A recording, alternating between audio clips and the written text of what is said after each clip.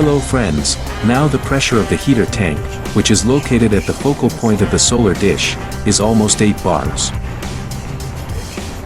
This is a steam turbine that we want to test.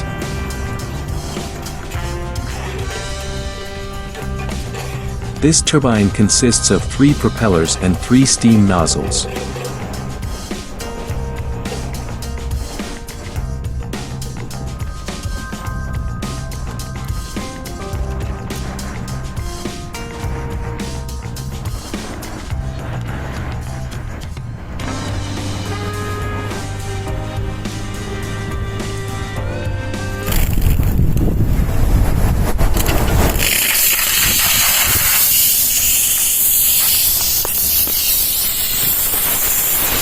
You can see the steam output from the nozzles. The temperature of the steam is almost 200 degrees Celsius, as if one of the nozzles is not working.